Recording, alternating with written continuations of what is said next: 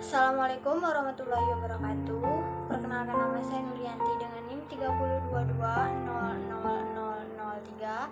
Saya mahasiswi semester 2 Prodi Akidah dan Filsafat Islam kelas A, Fakultas Usuluddin dan Studi Agama.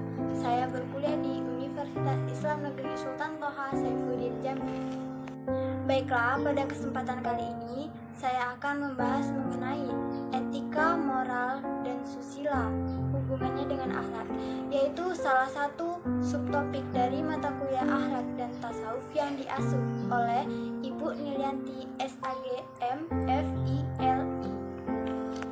Baiklah, untuk poin pertama, kita akan membahas mengenai pengertian etika. Jadi, secara etimologis, etika berasal dari bahasa Latin, ethos, yang berarti kebiasaan. Berasal dari bahasa Yunani, yaitu ethos, yang memiliki pengertian adat, istiadat, atau kebiasaan. Perasaan batin, kecenderungan hati untuk melakukan perbuatan. Etika adalah cabang utama ilmu filsafat yang mempelajari nilai dan kualitas yang menjadi studi mengenai standar dan penilaian. Pandangan filosofis Epikuros dapat diambil suatu pemahaman tentang arti etika, yaitu segala sesuatu yang berkaitan dengan nilai-nilai tindakan yang menurut ukuran rasio dinyatakan diakui sebagai sesuatu substansinya paling benar. Dari beberapa definisi, etika diketahui berhubungan dengan 4 hal, yaitu 1. Dari segi objek. Pembahasannya, etika berupaya membahas perbuatan yang dilakukan oleh manusia. Dari segi sumbernya, etika bersumber pada akal, pikiran, atau filsafat. Dari segi fungsinya, etika berfungsi sebagai penilai, penentu, penetap terhadap suatu perbuatan yang dilakukan oleh manusia. Dari segi sifatnya, etika bersifat relatif, yaitu sesuai dengan tuntunan zaman. Kedua, kita akan membahas mengenai pengertian moral. Kata moral berasal dari bahasa Latin mores, kata jamak dari mos, berarti adat, kebiasaan. Dalam bahasa Indonesia, moral diterjemahkan dengan arti tata susila. Moral adalah perbuatan baik dan buruk yang didasarkan pada kesepakatan masyarakat.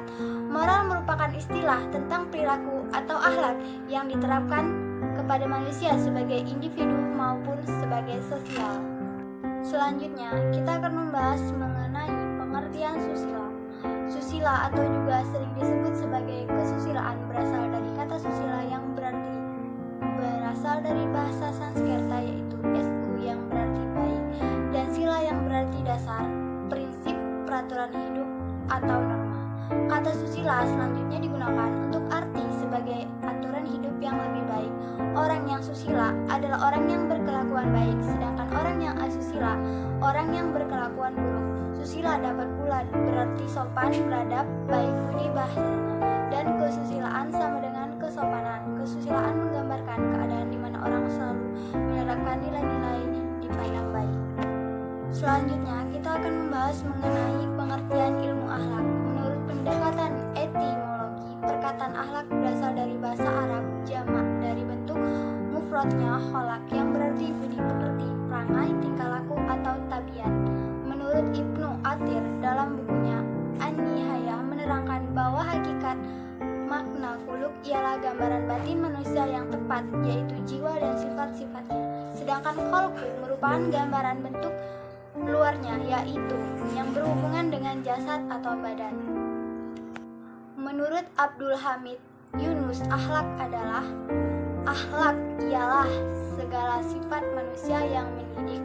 Adapun untuk definisi akhlak secara istilah adalah sebagai berikut.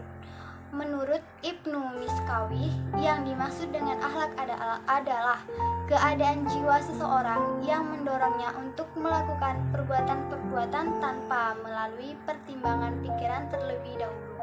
Menurut Imam Al-Ghazali, yang dimaksud dengan akhlak ialah suatu sifat yang tertanam dalam jiwa yang daripadanya timbul perbuatan-perbuatannya dengan mudah, dengan tidak memerlukan pertimbangan pikiran lebih dahulu.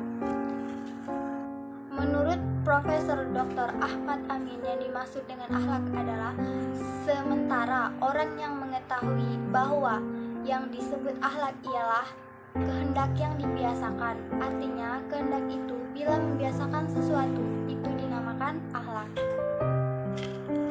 Persamaan etika, moral, susila dengan ilmu akhlak. Persamaan ketiganya terletak pada fungsi dan peran, yaitu menentukan hukum atau nilai dari suatu perbuatan manusia untuk ditetapkan baik atau buruk.